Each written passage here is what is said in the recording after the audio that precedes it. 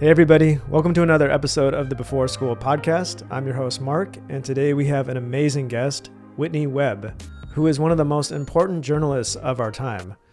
She is a contributing editor of Unlimited Hangout and author of the book One Nation Under Blackmail.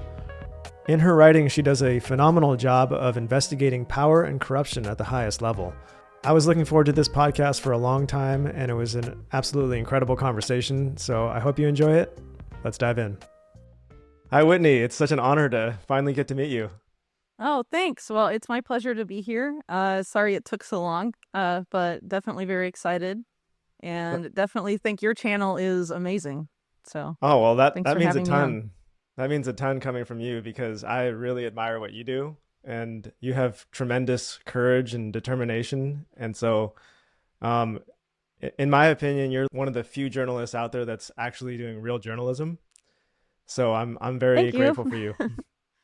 Thanks. I mean, I try. I think there are other people who try too, but I think honestly, a lot of independent media right now, whether they want to or not, a lot of people end up sort of becoming slaves to the algorithm and to the clickbait and sort of commenting on um, either other people's work or current events and not really doing original investigative stuff because it's not necessarily like monetarily or algorithmically rewarded anymore. So I think that's one of the reasons why it's become relatively rare. And also a lot of people just don't read as much anymore. Like a lot of people are more used to just either listening to stuff or sound bites, things like that. So it's definitely an interesting time for people that kind of do long, complex writing. But I definitely think it's something that needs to happen, and that the sound bites and all of that other stuff that comes should come downwind of that original investigative work. So if some people are doing that sort of long form investigative stuff, whoever really wants to help distribute that information that finds it impactful can do so. But in order for that to happen, there have to be at least some people that are kind of doing the sifting and the lifting in that sense. So I try and contribute that because it's what I'm best at, I think. Personally. I'm not really a big video person. I'm not good at monologuing, really. I'm much more comfortable writing and doing that kind of stuff. So I figured I'd, if there's a need for it, might as well stay in my lane as much as possible. But also I have to go on occasionally and be like, you should read things that I write if you're interested in what I'm saying on whatever, podcast or thing I happen to appear on. So anyway, sorry for rambling a little Oh, bit. no. I'm extremely grateful that you're coming on podcast because it's just so hard to find time to read. And like what you're saying, it seems like so much of journalism has become like a reaction to a reaction to a reaction. Mm-hmm. People are reacting to tweets. Like I'm always seeing articles reacting to tweets, and I'm like, why are Yeah. tweets should be reacting to things that are happening or articles, not the other way around, right? Yeah, well, I mean, there's a type for every type of tweet, I guess, but it's not good that it overwhelmingly dominates the discourse. There should definitely, at the very least, be a healthy mix. And I think it's become less of a mix and more of what you just described, personally. I just did a video about the outrage cycle with Mark Manson, and it was a really fun video, but it was about how information gets digested through media, and it starts, Hmm. something happens and nobody really knows how to react for the first 24 hours. We're just like, what happened? And then thousands of people put their opinions forward, and maybe two or three opinions emerge to the top. Of course, the most extreme opinions get the most attention. And then there's a reaction to that. And of course, tons of influencers know that you can make money by talking about the thing. So it's like we're incentivized to have the most extreme take about that thing. And then it gets very polarized. And then maybe after a couple of Sure. weeks, somebody has a very leveled take that's logical, but it's not as exciting. Hmm. And it kind of like Sure. kills the narrative. And then we go to the next thing. So Mm-hmm. yeah, perhaps you're Yeah, that very interesting. logical voice that. Well, I mean, maybe at times, I don't know, but I think that's interesting what you point out. And I think too, also when people are outraged, They also tend to think critically less and tend to absorb whatever information they're hearing that outraged them without necessarily following up and doing due diligence. But I think that's also kind of how American media consumption has been from a long time, even though it's moved sort of off of cable TV and onto the internet now. Like, as an example, I basically was like raised by my grandparents who watched Fox News, a lot. And after 9/11, they would watch all this sort of, outrage stuff about either Muslims in America, things like that, to sort of, what I would argue a lot of it was manufacturing consent for the wars in the Middle East that the U.S. was engaged in at the time. But it was sort of like they would have extreme outrage and then sort of developed prejudices against certain, Muslims that they didn't have before, but they didn't really think about it. They didn't know any Muslims. And then, during the commercial breaks, which were mostly like pharma ads at the time, that's when they would like relax, and then like the news coverage would back on and they'd like tense up and it was just kind of, I just felt very disconnected from that. And it was an interesting thing to observe. And I'm sure other people have observed that in their families. It's not exclusive to Fox News. I mean, MSNBC does the same thing. And now a lot of influencers now play that role. But when you get people emotionally really worked up, whether that gets them really scared or really angry, they tend to not really think about the information they're consuming that much in a rational way, Yeah, that totally makes sense. And I'm curious to know, how do you find yourself in the position that you're in today, tackling such important issues and courageously fighting this fight? Well, I don't know how to really answer that. This is just kind of something that happens, I guess, writing for me. And I only really did it because I was prompted by a guy I was dating at the time. I thought no one would want to read my stuff, I actually started blogging initially about environmental issues in Spanish because I live in Chile. And so I was trying to sort of like do what I do now, but more like locally, I guess. I don't know. And I was teaching English at the time and I didn't really have any money or anything. And, thought I'd been consuming alternative media for a long time. And I thought, after being prodded to do it, I'd give it a try. And then, I got hired at this sort of article farm site that no longer exists called True Activist, back when Facebook was the dominant means of distributing alternative media pre-2016. Well, this was 2016, I guess. But around the 2016 election or so, a lot of media sites got, nuked off of Facebook, basically. So this was a little bit before then. And then I got hired by Mint Press News, which liked that stuff. But I had to write like 20 articles a week at that True Activist site.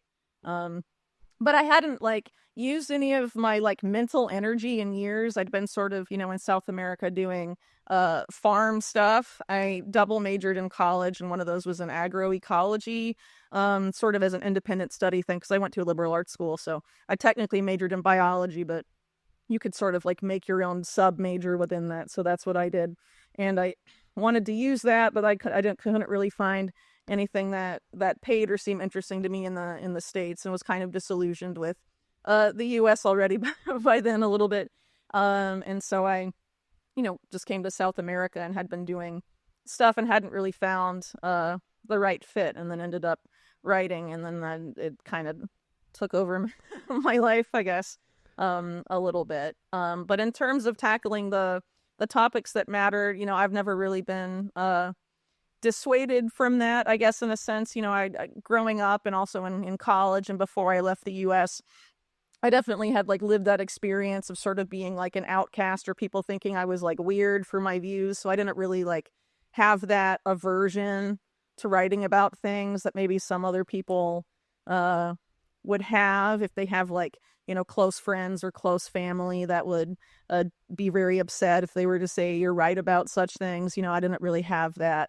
Ties like that at the time that I was, started writing, and I just kind of wanted to write about what interested me, and what I thought was important to write about. Because if I'm not interested in it and I don't think it's important, I'm not motivated to write, so, and I think it's important too that a lot of stuff that's been going on that rightly outrages people or has caused things that are very wrong, with this world, a lot of it has happened because of either a lack of information about it or because people were willingly silent when they should not have been.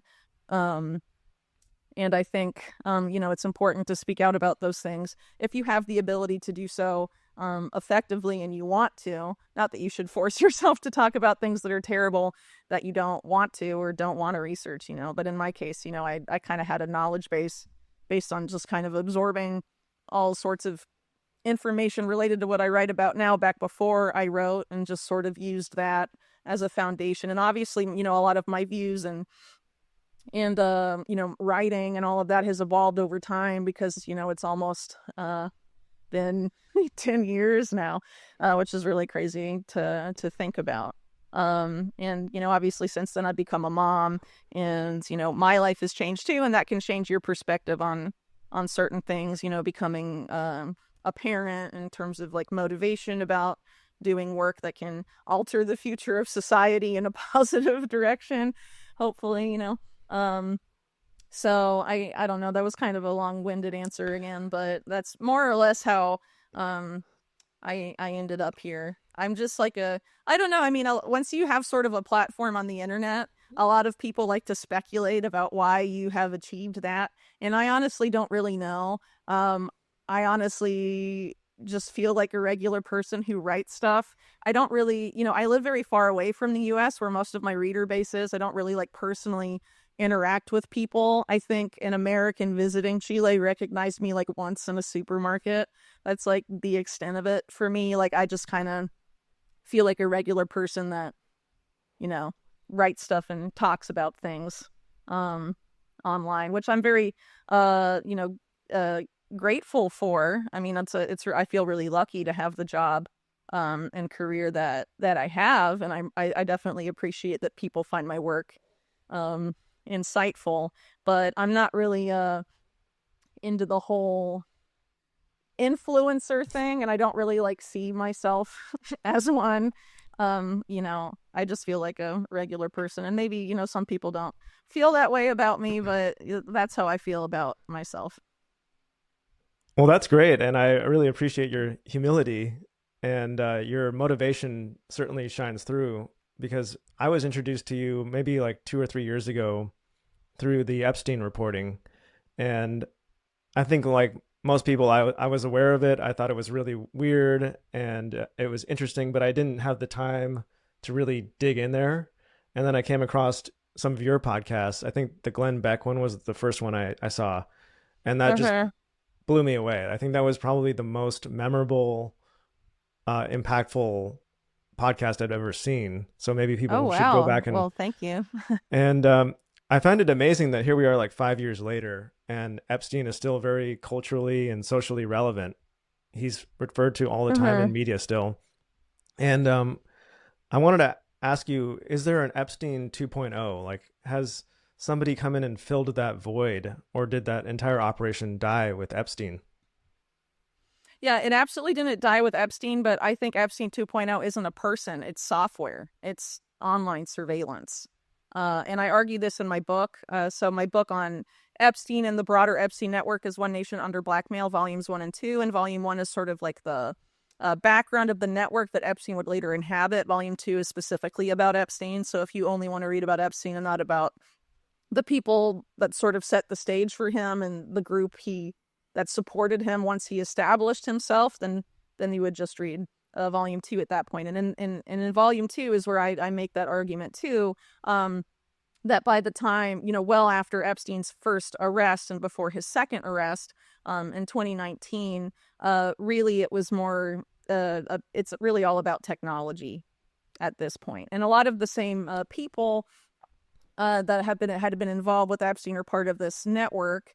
Like Ghislaine Maxwell's father, for example, Robert Maxwell, were involved in intelligence-linked operations to backdoor, critical infrastructure in the United States.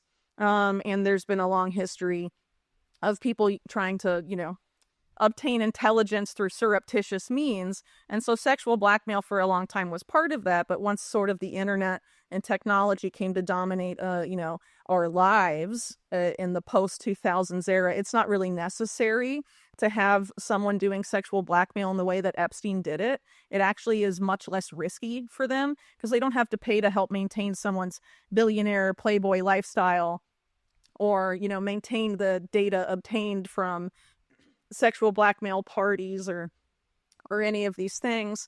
And there's a lot less risk involved. In the, Epstein himself is a great example, sort of got outed that he was doing this kind of stuff in 2007, and they try and put it back in the bottle, but they can't quite really, and then it totally explodes, roughly a decade later.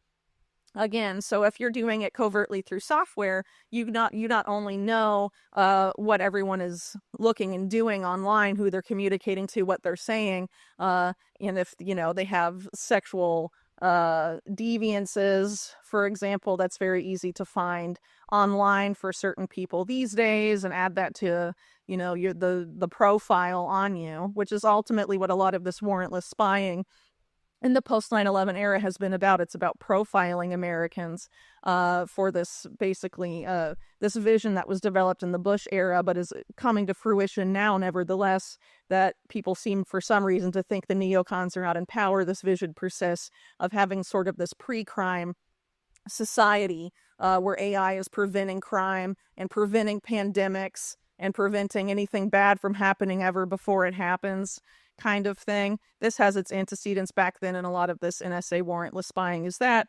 So it's about profiling people. So a lot of this, essentially everything you do online is sucked up and put in databases about, essentially every American. And this has been known for some time, but no administration, or Republican or Democrat, including, President-elect Trump, when he was in office the first time, there's been no effort to really effectively or meaningfully wind this down in any way.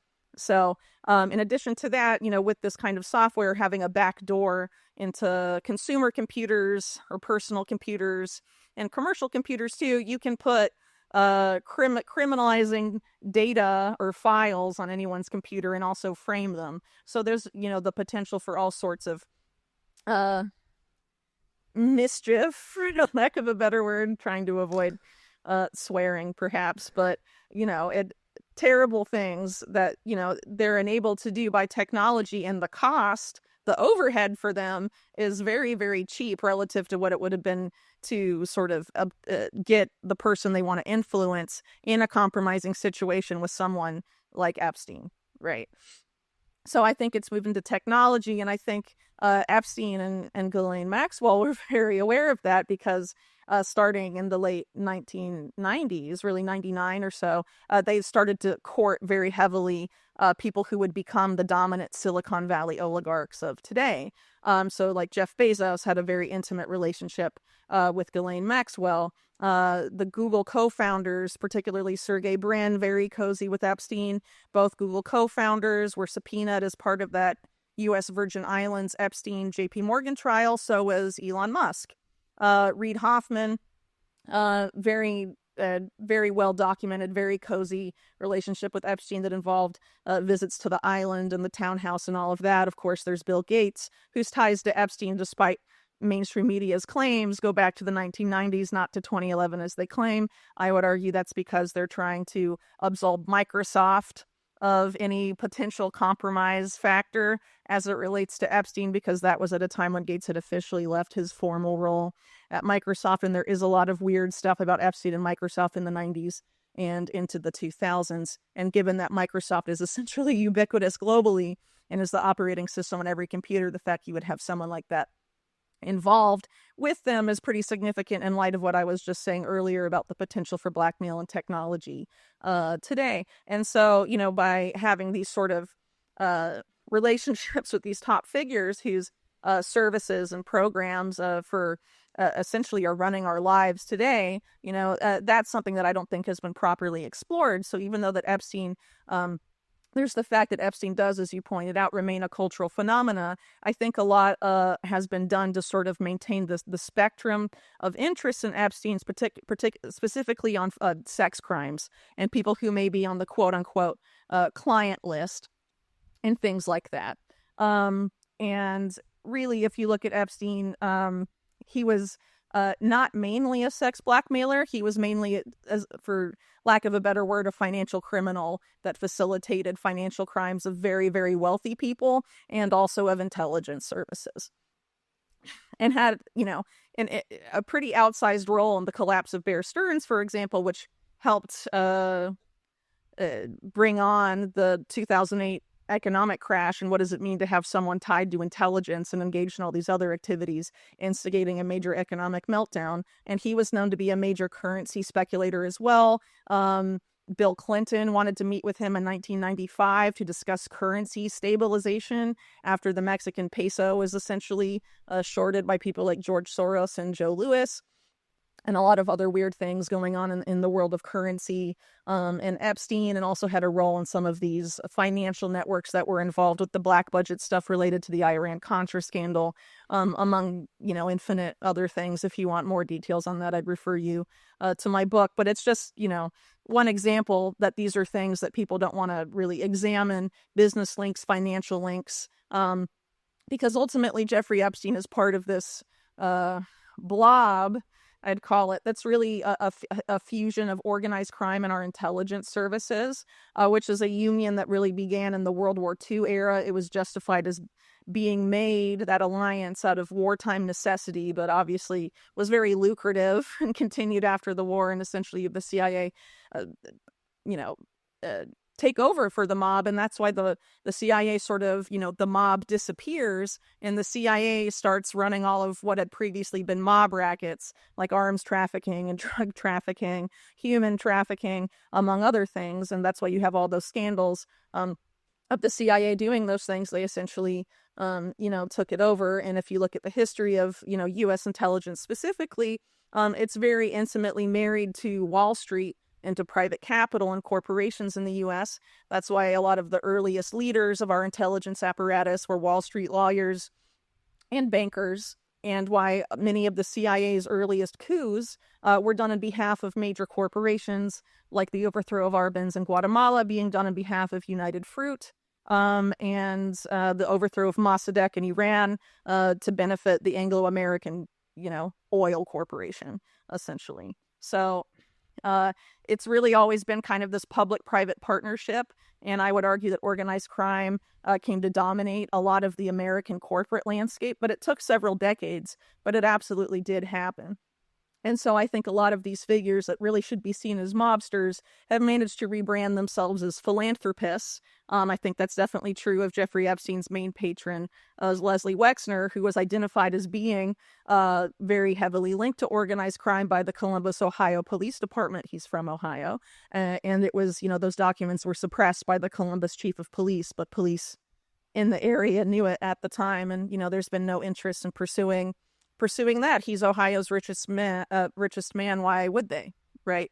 But again, the focus has been kept very neatly on Epstein and very neatly about very specific aspects of that case, not on the broader picture and what it might mean if someone has a tie to Epstein. Having a tie to Epstein doesn't mean that person is a pedophile. It doesn't necessarily mean they were sexually blackmailed either. In a lot of cases, I think it has to do with business and financial links. But if Epstein is a financial criminal operating on behalf of this blob of organized crime and intelligence, that deserves scrutiny as well. And there hasn't really been any interest in pursuing those links really at all. And I think there should be. Wow, that was brilliantly put. And there's so many things that I wanted to respond to, so many lights that went off in my mind. Your ability to recall facts is incredible. And oh, thank you. Yeah, what you made me think about is Epstein was not the guy. He was just like a tool in this blob. And, middle management. Okay, yeah. And now so now you're saying that so Epstein used to be the tool for sexual blackmail before, but now that new tool is technology. So are they able to like hack your webcam and get a video of you, and then they say, hey, look, we filmed you doing this thing. You're ours now. Is that how it works? Or? Well, all of that is possible. It is known that U.S. intelligence can access people's devices remotely. And as I mentioned earlier, you have not only Epstein having all of these ties to what are now our biggest, the people that run or created the biggest companies in big tech, but a lot of those big tech companies were created with the direct involvement of our intelligence service, right?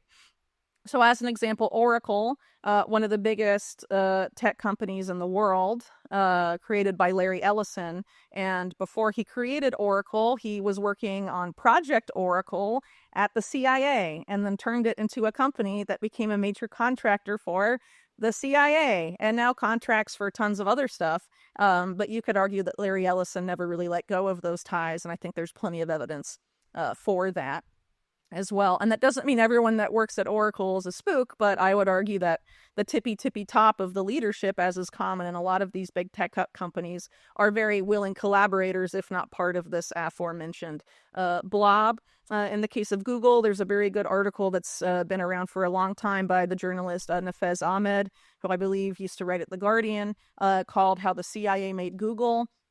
Definitely worth your time. I've written a lot about Palantir in particular, which is really the engine of the surveillance state profiling pre-crime system that I sort of mentioned earlier.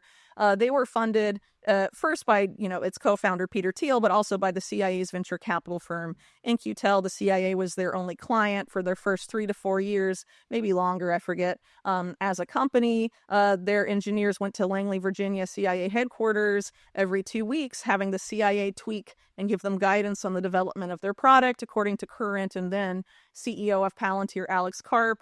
The intended clients of Palantir were always the CIA. It's really the closest thing you can really see as a CIA front company, essentially. And then, I feel like there's other examples as well. Facebook, as I've argued in my article, The Military Origins of Facebook, which came out in 2021, I believe, argues that Facebook was a repurposing of this DARPA program called LifeLog because of the people involved with it early on, how it essentially mirrors LifeLog exactly, and how the same people that put Facebook on the map, like Peter Thiel, had also repurposed other DARPA programs like Total Information Awareness as private companies, which in that case is the aforementioned company Palantir, essentially explicitly a privatized version of this Total Information Awareness surveillance dragnet that was shut down by Congress. It was previously housed by the Pentagon's DARPA. It was shut down because of a huge outcry from the media and also from, Congress and all sorts of advocacy groups, because they rightly pointed out it would eliminate the constitutional right to privacy for Americans. And Palantir has done that, but from the cozy operating room of the private sector. People weren't outraged by a private sector company doing it, but they were when the government was doing it. But it's a government contractor, so the government is still doing it. They just sort of have this degree of separation now between them. So essentially, if you have someone like Epstein who's operating on behalf of intelligence services, and I would argue that Epstein, not unlike Robert Maxwell, had his hands in more than one intelligence agency pie.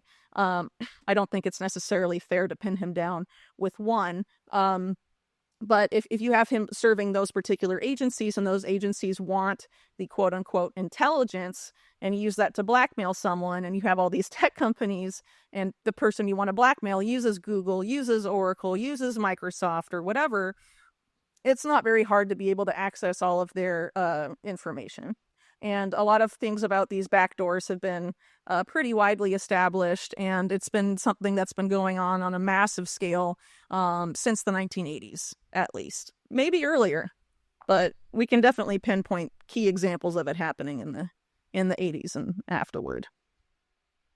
Yes, I've heard you mention Palantir quite a bit, and in preparation for this conversation, I tried to look at what they did, and it immediately reminded me of like Minority Report or some dystopian situation where people don't have free will and you can determine what a criminal is going to do before they do it, and then you arrest them, and there's all sorts of ethical questions. Is that what Palantir is saying that they're doing?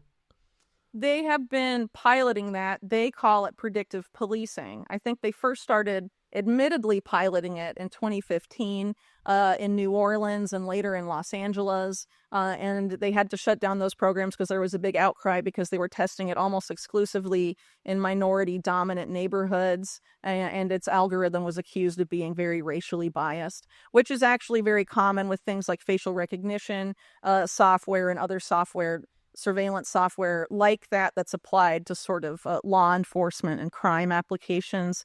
There's plenty examples of that being the case. So I think Palantir's pre-crime ambitions, we have yet to really see them be fully implemented. But the program I mentioned earlier, that was run by John Poindexter, the Total Information Awareness thing. The goal of that program was to prevent terror attacks before they could happen, as well as bioterror attacks and quote-unquote natural pandemics before they could happen, by surveilling Americans' shopping habits, the wastewater, i.e. our sewage, which is actually a program that Palantir started running for the U.S. government during COVID-19. And also, surveilling everyone's online activity and really anything that can be surveillable, and having it be all in one, essentially one centralized database. And that was a big push from the intelligence community after 9/11 in general. And also, Larry Ellison of Oracle was a big voice in the private sector advocating for this, was that for all national security agencies should start sharing a database and stop having siloed databases. And you could argue that you could see then something we have heard a lot now, that data is the new oil. I think the CIA back in the 90s and early 2000s was very aware of the importance of having as much data as possible, not necessarily just for, planned advances in artificial intelligence, but also that the idea that knowledge is power, and in the hands of these people, if they want to accumulate and entrench and expand their power, then you want to have knowledge on essentially everyone if you can. And a lot of U.S. surveillance programs going back to, stuff that was piloted in Vietnam by the CIA and the military, and going forward, a lot of efforts to sort of have information on people who could cause issues for the U.S. government at some point, would-be dissidents or actual dissidents, have profiles on those people. And what's very disconcerting to me is that actually during the previous Trump administration, the Attorney General William Barr actually legalized pre-crime in the United States by creating this Department of Justice program called DEEP, which is an acronym for something I can't quite remember, but it's something about the double E's are for early engagement. I think it's disruption and early engagement program or something like that. And basically, it hasn't been hugely implemented yet, but it has been used in certain cases where Americans have been preventatively arrested for crimes they didn't commit based on social media posts. And given what we've seen developing in more recent months in places like the United Kingdom, it's important to know that the United States has that stuff on the books. And that the incoming president, it was his previous administration that did that. And as far as I know, the current Attorney General nominee, Pam Bondi, nor anyone else in the Trump camp period has said anything about winding down DEEP. I would really hope that they do. But again, the incoming administration has a lot of ties to Palantir, including J.D. Vance, who is basically a proxy, arguably, for Peter Thiel, the co-founder of Palantir, as Peter Thiel was the person that bankrolled his entire political career and is responsible for his success in venture capital as well. So, and there's plenty of other ties there as well, and a lot of other prominent people tied to Thiel had been appointed to, or at least nominated to very important posts in the incoming administration. So, I think that is cause for concern, and also the fact that Jared Kushner and Ivanka Trump in the previous administration were big advocates for this effort to create a U.S. government agency called HARPA, which is like this health DARPA.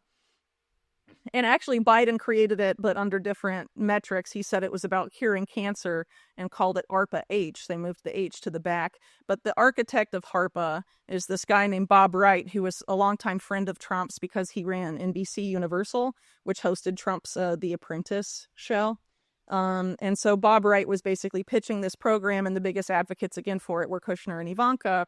And the program, the acronym for it is Safe Homes, and that's kind of a long acronym. So again, I'm not going to remember exactly what it stands for, but I've written about it in the past, and I'm sure if you search for it, you'll be able to find it. But essentially, what this program was saying is that it was a way to stop mass shootings in the United States before they happen. And so this was being pitched in 2019, late 2019, when there was a spate of mass shootings in the United States. And essentially this program argued that they could stop mass shootings before they happen if they use an artificial intelligence algorithm to analyze American social media posts and then identify early warning signs of neuropsychiatric violence. And then based on that, and data on perhaps the poster's mental health data or any other sort of antecedent could then basically result in court-ordered medical interventions, preventative detention, like house arrest, all sorts of things, essentially criminalizing social media posts in the name of stopping crime before it happens. So this is definitely something that has been considered by government for some time, and it's definitely something I would argue the infrastructure for it has been advanced in a bipartisan way by Republican and Democrat administrations alike. It's definitely, in my opinion, a long-standing national security agenda that is, if not openly, bipartisanly supported. It is so, at least privately, because you can see that through the policy actions of really every administration since 9/11. So I think people need to be very aware that the threat for this type of system being implemented more widely does exist because the infrastructure is there. And there have been presidents in the past that have considered pretty disconcerting overreach as far as that's concerned. And every government in the United States, or every presidential administration, has expanded Palantir's contracting. So now, in the wake of COVID-19, Palantir has all of Americans' health data, basically. They were given that during COVID-19. They were a key partner in Operation Warp Speed, deciding which groups would, receive the vaccine first, based on all sorts of metrics. And in doing that, obtained extreme access to Americans' health data, and there's no evidence that they don't share that with intelligence or add that to these profiles that they build on Americans. Wow, you made me think of some philosophical, big ethical questions. And recently I had on a Facebook whistleblower, and she had access to everybody's back-end Facebook messages and, everything that they're doing, their whole history.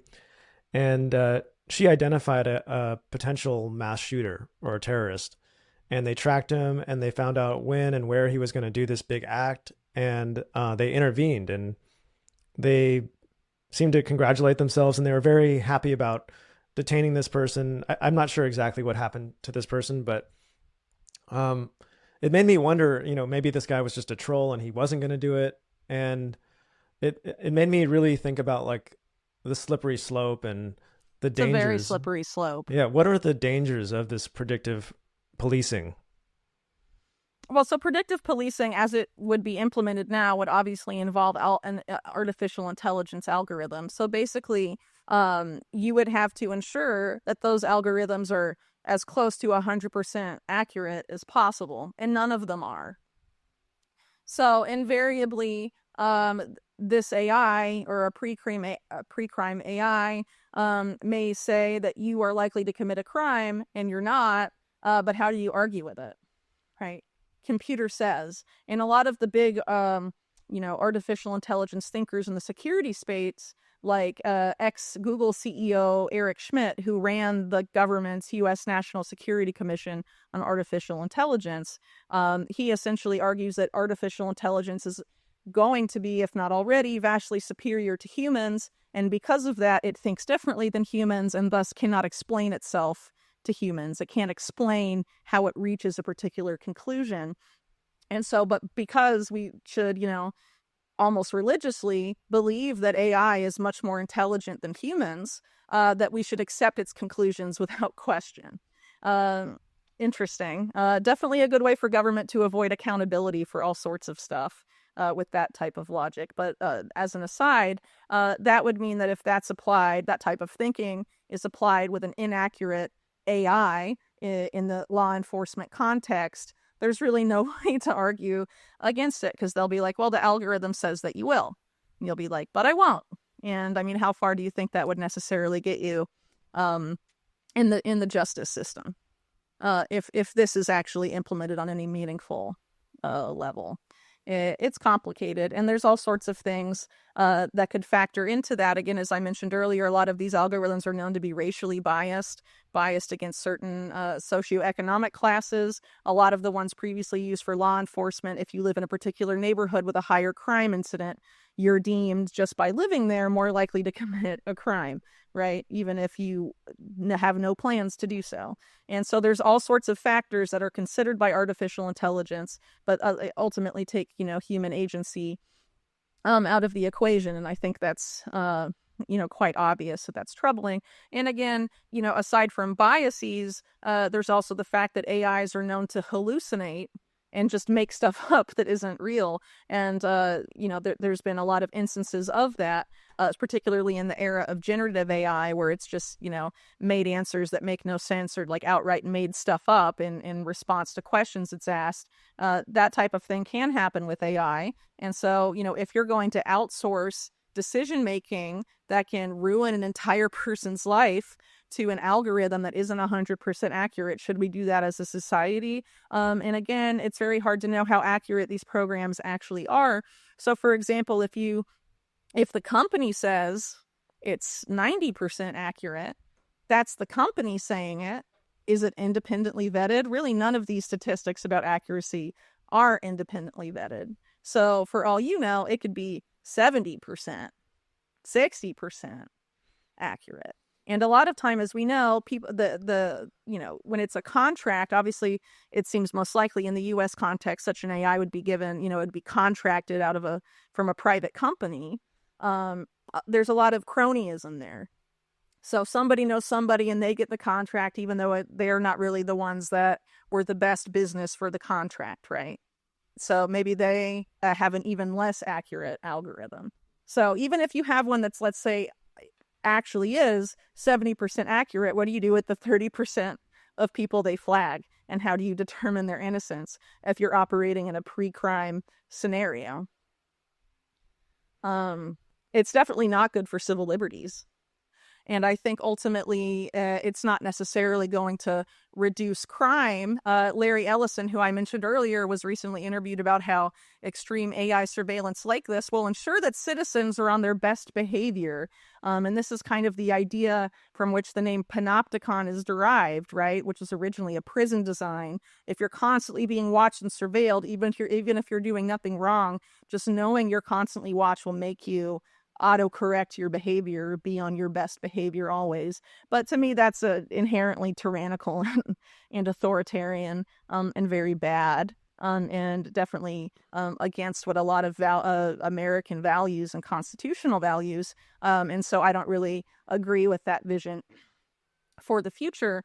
But a lot of these people in elite circles think very differently than that. So take, for example, someone like Larry Fink of BlackRock, who, as we know, has a lot of outsized influence on the world. His entire career has been devoted to minimizing risk in markets, right? Because he famously got fired from First Boston for making a bad trade, and then creates BlackRock, and then BlackRock's AI Aladdin, which is designed to analyze the risk of any investment decision and basically ensure that BlackRock makes the lowest risk investment or decision possible, things like that. So downstream of that, Larry Fink has also said that markets prefer totalitarian governments over democracies, which can be messy. Why? Because if it's a messy democracy, risk is higher. And if it's an authoritarian, tyrannical society, risk is lower. And so if you're an elite and you have all of this wealth that you want to keep and you never want to share, and you want to entrench your wealth and power, you have to think about how do I maintain this with the lowest risk possible? And that inherently seems to be controlling everybody else, and ensuring that you live in this society where your wealth is protected, and there's not a lot of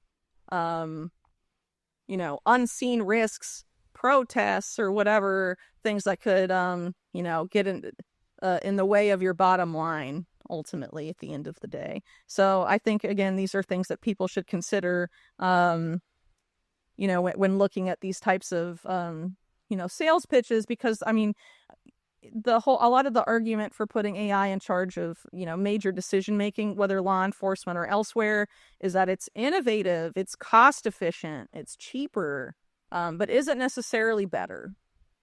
And I think this is going to be an argument that's going to be important going forward with the so-called Department of Government Efficiency, to be headed by Elon Musk and Vivek Ramaswamy. A lot of those guys obviously have a lot of interest in particular AI algorithms and AI companies, some of which they run. Elon Musk in particular was recently funded very heavily by Larry Fink's BlackRock, the low-risk totalitarian government guy. And, if the talking point is, what if the Doge talking point becomes, by increasing efficiency, we're replacing a lot of the human workforce in government with AI? Would that actually functionally shrink government in terms of the size and influence and power that government programs have over people's lives? Or is it just, basically maintaining the same size, but you're reducing the human workforce and subbing them out for an AI? And I think people should definitely carefully consider a lot of the proposals coming forth of there, because a lot of these big Silicon Valley guys, Elon Musk included, his grandfather was actually the but the head of the Canadian branch of Technocracy Inc., which wanted to see the United States merge with Canada and Greenland and become basically a North American technate, and basically have this system of experts and engineers and AI, essentially. But this is sort of before AI was invented, but technocrats now argue for AI, that should run society instead of really a democratically elected government. Ultimately, that it's better to have society sort of micromanaged by the experts, so to speak. And the undisputed expert on technocracy is Patrick Wood, for anyone that's interested in learning more about that and Technocracy Inc. and how it developed over time. And it's been a very big interest to sort of these elite clans in the U.S. with a lot of influence, like the Rockefeller family and philanthropies, for example.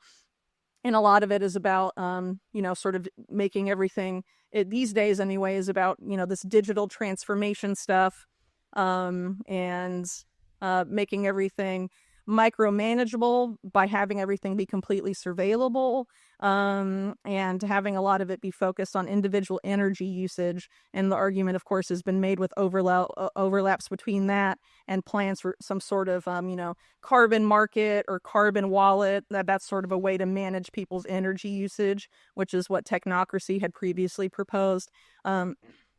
So anyway, sort of getting off on a tangent there. But a lot of these, Silicon Valley guys are very good at wrapping themselves in rhetoric that seems populist and saying things that are politically popular with certain demographics. But ultimately, they have, visions for the future that they have laid out, and definitely have conflicts of interest. Many of them are, military and intelligence contractors, who also share kind of dystopian technocratic visions for the future. And I think people should consider that before being so trusting of them. Well said.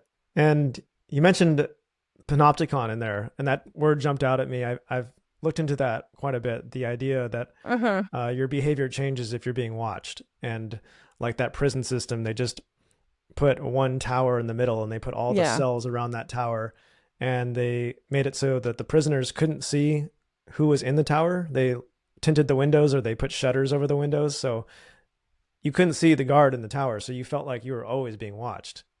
And that was the point. I think of things like that when I'm at a stoplight at 3 a.m. or something, and there's no cars around, and I'm just sitting there and it's red, and I could easily go, but I don't. I sit there obediently, wait for the light to turn green, And why do I not go? It's because there's probably a camera somewhere that's going to shoot my license plate and send me a ticket in the mail. It's very impersonal.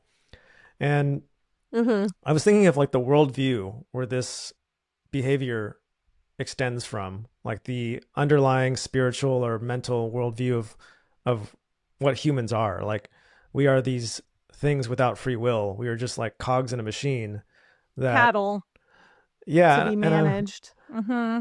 like, have you noticed, what have you discovered about the worldview of these technocrats towards humanity? Like, do they view humans as a problem that just needs to be solved? So there is a lot of Malthusian, what I would call Malthusianism in the thoughts of people that developed, the so-called sustainable development agenda. And you can also see that in sort of manifest in some of the things that, some of these Silicon Valley technocrats um, have said. But a lot of the Silicon Valley guys are very into, transhumanism and the idea of an inevitable post-human future. And I definitely don't think it's inevitable. I think it's inevitable if people resign themselves to the fact it's inevitable. And so having, people being inundated with that claim by mass media that's also controlled by the Silicon Valley oligarchs that have that particular point of view can predispose us to sort of sleepwalk into that future. But I don't think it's a necessity or that it's an inevitability at all, and that it's not necessary for humans to merge their brains with AI, for example, as Elon Musk argues, in order to survive as a species. I think that is just sort of fear-based marketing for, a product that he personally produces, Neuralink, but also other companies like BlackRock Neurotech, among others, Synchron, I think is another one, are developing and are poised to commercialize in the near future, and I'm sure that will be sold to the public as an even more convenient version of the smartphone. It's in your brain. You don't even need to touch screens or buttons or look at anything, But I don't know how many people will actually adopt that, because presumably the stepping stone before that would be like the VR goggles, the Apple Vision Pros, the smart glasses, and all of that. And I haven't really seen people being interested in widely adopting that.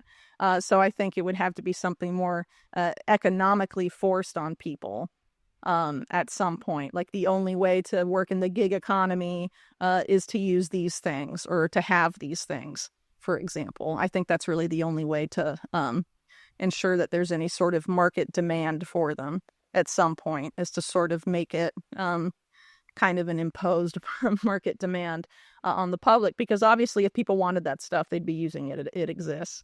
And a lot of those products have been big flops. So as far as Malthusianism go, there's sort of this idea that humanity has to disappear by merging itself with machines. And there's also this view that the world can't support X billion number of people. The number has to be much smaller. And I think there's been really a long-term effort to sort of engineer that idea. And it's been going on for a very long time. Like you have people like forget his first name, his last name's Ehrlich. He wrote The Population Bomb. But back in the 70s, he said, very soon, everything will collapse because of the population. And then, the world population greatly surpasses that. And it didn't happen. And there's sort of been this argument that's very common with people who sort of were in the past and since then have developed some, development plans and things like that for the United Nations that make arguments that the world's population needs to be a lot smaller than it is right now for sustainable development, quote unquote, to actually be able to happen.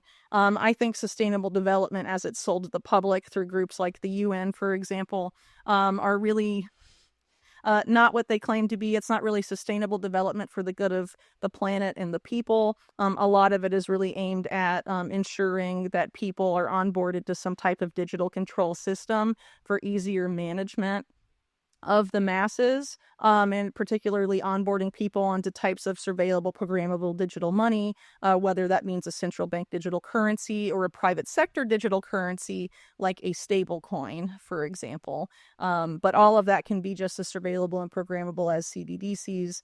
And, once you take control of the money and can surveil all the money and program the money to only be able to be used to purchase products X, Y, and Z and not products ABC, for example, you can begin really micromanaging people and basically what type of economic activity people at any scale you want can engage in. And ultimately, if you limit, through things like carbon taxes or carbon markets and things like that, or quotas on carbon, that's essentially a tax on how much family a household uses.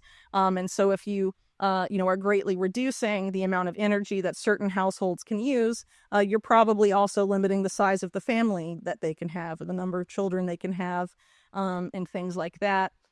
So there is a potential for that. And as I mentioned earlier, there are people that, historically at the UN have been arguing sort of for this reduction in population. For example, Julian Huxley, Aldous Huxley's brother, who was the founding president of UNESCO at the UN. He was president of the British Eugenics Society. In his opening speech as director of UNESCO, he argued that as it relates to eugenics directly, we need to make the unthinkable thinkable again. This is right in the aftermath of World War II. And you see a lot of that thinking, find its way into elite circles, including among elite figures in American politics, like Henry Kissinger, who made it U.S. policy in the 1970s that population growth in the global South, particularly Latin America, was deemed a national security threat to the United States, which is quite, astounding in and of itself. But that mentality hasn't really gone away. I think it's undergone, different iterations, and a lot of it ultimately manifests not necessarily in trying to cull people or kill them, but in some type of control over people's economic means and energy usage at the end of the day. And I think that's why a lot of these areas that, for example, in that Kissinger memorandum were flagged as national security threats, them having a large population, they've been the most subjected to the debt slavery paradigm, as in, most other places in the world, which obviously is going to economically impact people's way of life and how many children they can have, among other things. So, and I think if you look at people like Bill Gates, for example, there's a lot to be said about sort of how he has been influenced by, Malthusian-ish thought in the past. And I think that's not just true of him. There's other figures as well, but there was a lot of reporting on that in the COVID era. Some of it I did as well as it relates to groups like the Wellcome Trust, for example, which is sort of like a Bill and Melinda Gates Foundation style thing, but based in the UK, comes out of the fortune of the company Burroughs Wellcome that made the AZT drug that became infamous during the 1980s and AIDS. Among other products. But the Wellcome Trust has an historic, very close tie to, eugenics and eugenic-like thought and the idea of racial hygiene and all of this stuff that is, obviously very messed up. And they've been doing a lot of weird financing of stuff in the public health space, particularly in the global South for some time. So I think a lot of that stuff does deserve careful consideration and scrutiny. And I think that, obviously a lot of these elite figures don't see the masses as sort of being as valuable to the world as they are, and thus see them as more expendable. But that doesn't necessarily mean that there's plans to murder everybody. I think it's just more of an effort to sort of manipulate economic means and energy usage as a way to sort of force changes in population and changes in certain populations of particular demographics. That was very well said. And this is an issue I've been focused on for a long time now. I've made several videos about the plummeting birth rate and decline of testosterone and sperm count and the increase of miscarriages and infertility. And the main response that I've gotten to these videos is, oh, good. Yeah, less people equals less problems. This is great news.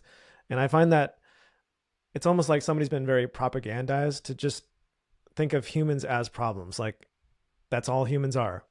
Yeah, well, a lot of the modern environmental movement, for example, has been developed by some of these people that overlap with groups like the UNEP, the environmental program, like Maurice Strong, for example, who was a career oilman, very attached to the Rockefeller family, themselves an oil baron dynasty, but also one of the longest financiers of eugenics, including the Nazi eugenics program. They financed eugenics for a very long time and have tried to finance it under different names. And ultimately, they've had an outsized influence, which is kind of ironic since they are big oil, on, the environmental thought. A lot of these people, the Rockefellers, for example, have financed to a significant degree, but also other people that are sort of of like mind. And the idea of this group, for example, the Club of Rome, that is very much interrelated with groups like the World Economic Forum. Developed this paper called Limits to Growth in the early 70s that was featured at, if not the first, the second World Economic Forum annual meeting. And, basically makes this argument that's similar to the Ehrlich's population bomb argument. But in a book they published, I think in the early 90s, they said that, we basically need to make the enemy of humanity man, like have people not like humanity itself and see them as the problem. And so what you bring up there about, decreasing sperm counts and infertility, a lot of this is due to chemical contamination, for example.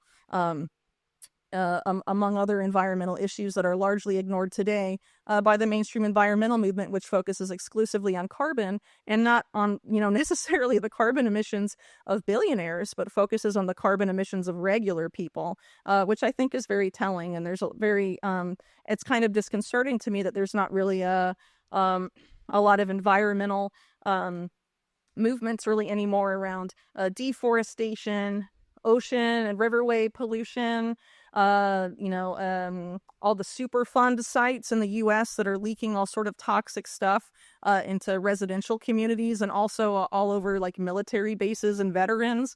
There's no interest in any of this stuff from mainstream environmental organizations. It's all focused on carbon footprints and things like that. And the people that, created the global footprint, who now run this NGO called the Global Footprint Network, their board has a very extensive overlap with this previously mentioned Club of Rome group. And the Club of Rome comes out of this group called Adela that was previously, it was really about these Western oligarchs, mainly in Europe, but also to a lesser extent the United States, sort of going into Latin America and king-making their corporate landscapes, deciding who the winners and losers in the private sector in Latin America would become, and basically sort of incubating what are now the elite classes of Latin America.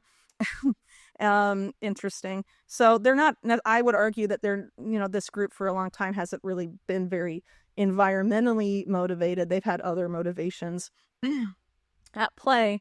And as it relates to the World Economic Forum, I would sort of argue the same thing. They're about championing the public-private partnership, which inherently leads to, the private sector really dominating the public sector and making the public sector the enabling environment for the policy, either the private sector or the oligarch, the billionaire, the Bill Gates type figure wants to implement at the end of the day. And there's actually a lot of UN documentation that refers to national governments as that, not as sovereign bodies, not as sovereign decision makers, but as enabling environments for policies made elsewhere. And I think that's how you see things like in the COVID-19 era, a lot of policies being globally implemented seemingly in lockstep. A lot of public policy is not made in Congress or in Parliament or whatever. It's made a lot of it's made by think tanks, many of them international think tanks, and they sort of get shopped around and implemented at the global level. And a lot of that is done by these networking organizations like the WEF. I think a lot of people sort of got a cartoonish view of what the WEF functionally is during the COVID era. It doesn't help that Klaus Schwab kind of looks like a Bond supervillain, but a lot of people, called them communists and called them, all sorts of names. And I think, you really have to focus on what they are because they admit what they are. They're about promoting this vision of public-private partnership globally, ultimately a fusion of corporate and government power. It's really very close to the Mussolini definition of fascism at the end of the day. And, they've become very intertwined with groups like the UN. The UN Secretary General at the end of the 90s, Kofi Annan, said the UN has undergone a silent revolution, he said, where now the businesses of the world, their business is now the business of the UN. We're not really the meeting of public sector governments anymore. We're, basically announcing they're run by transnational capital now. So that kind of doesn't really grok with a lot of people's public perception about the United Nations.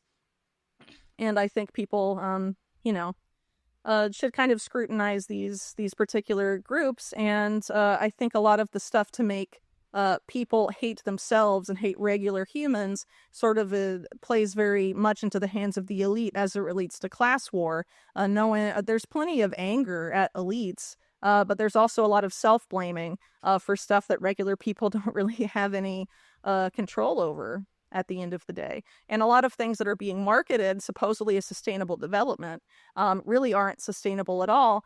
The idea of moving all to electric vehicles and a lot of this digital transformation necessitates an insane amount of mining that will be hugely, and already is being, hugely environmentally destructive. And you don't really hear a peep about that from environmental groups. And inherently, even if every deposit of nickel, cobalt, lithium, rare earth minerals, if they're all mined all over the world, it is not enough to replace the number of cars in circulation today. So inherently, the freedom of movement would be inherently limited by this paradigm. And I don't necessarily think that fossil fuels or all of that are great either. But it's interesting, too, that a lot of the biggest promoters of these agendas now are actually big oil. Big oil is one of the biggest lobbyists today for carbon markets and for carbon quotas and a lot of these agendas that are being marketed as sustainable development. So the corporate world is very much in agreement that this is what they want, but how does that functionally translate into, what does that actually mean for people once it's implemented? Is it going to usher in, a world that actually is more environmentally sustainable? I would argue it won't, but it will definitely make the quality of life sustainable for billionaires, but will definitely not do that for regular people. And I think people should be, cognizant of these kind of threats and, realize that, giving into this view that it's all regular people's fault or having a baby makes you part of the problem just leads us into this post-human future these same people want. And they're not champions of the environment by any means, They definitely have a very different vision for society and humanity. And why would we just give them that? So it seems like we're being presented this idea that it's inevitable that we're going down this transhumanist AI post-human world. We're going down this conveyor belt towards this future. And I think it's people like you and me are saying, we don't have to go down this conveyor belt. It's not inevitable. No, we don't. But if we were to stay on this dystopian, tyrannical, globalist conveyor belt, where does that lead? Like a generation from now, if we don't make a change and they usher in the future that these elites want, these technocrats, what are we looking at? Yeah, so I would encourage people, if they want to essentially know what's planned in that scenario, to go and read the book written by Eric Schmidt, the former Google CEO I mentioned earlier, and Henry Kissinger, called The Age of AI, Our Human Future. So essentially there they frame a lot of stuff as warnings, but if you have any idea into who Eric Schmidt and Henry Kissinger are and what they've done in their careers, they don't really seem like they're very concerned about some of the impacts they claim to be concerned about to me, but that's just me personally. But there are some things they say in there that objectively do consider careful consideration. So one of those is that, AI will they say, invariably lead to a division of society. Essentially, they don't use this term, but I will use it, into classes of haves and have-nots. But the way they define it is a little different. So sort of this more elite tier would be the people that determine AI's objective function, that program and develop AI and understand what AI does to people. And then the lower class presumably would be much larger, and that is the class that AI will act upon, but people will lose the ability to know what AI is doing to them. And they argue that this process of people losing the ability to know what AI is doing to them will happen because of this phenomena they refer to as cognitive diminishment, which is sort of this idea that's pretty easy to verify. If you don't do if you stop doing mental math and use a calculator all the time, it gets harder and harder and harder to do mental math. And the same is true for really like any skill that you don't practice. So they argue that because of the convenience of AI and how it's been creeping into our lives, and I think we've seen this a lot since the advent of generative AI, it will become harder and harder and harder and eventually impossible for people to do certain things, including make decisions for themselves, because the AI will tell you where to go. It will tell you what music to listen to. It will tell you what clothes to buy. And essentially, that's their vision. People will eventually lose the ability to make those decisions for themselves or even develop their own preferences without the assistance of artificial intelligence. And so obviously the way to fight against that is to not outsource all of your decision-making and skills to that. And unfortunately, I think as we've seen with the rise of generative AI, people are creating less. People are outsourcing their creativity to AI, have AI make art for me, have AI write things for me. And eventually that leads to a world where in a generation, people don't know how to create art or create music or write without AI.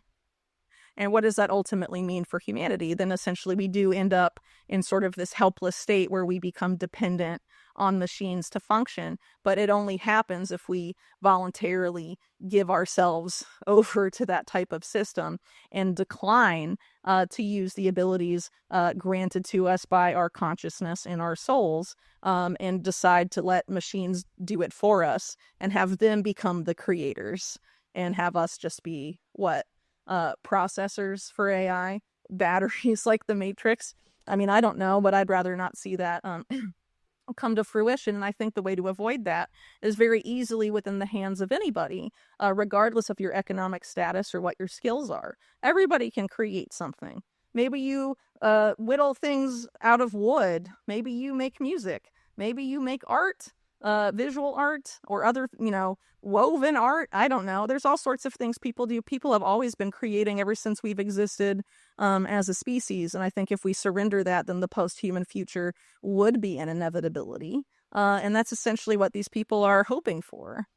And I think it's important for people to fight against that. And I think when people talk about resisting this agenda, this is something that inherently gets left out of that discussion. And I don't think it should be at all. Because again, I don't think people are really reading what a lot of these architects of AI policy are thinking and saying. People are just willingly using it because it's convenient, it's easy, but without really thinking about long-term consequences. And I'm sure people that have been using generative AI, I don't know, in independent media to generate content for your site, has it gotten harder to write those things after using it for a year? Probably. For those people, I would wager. And that type of phenomena is only going to get worse.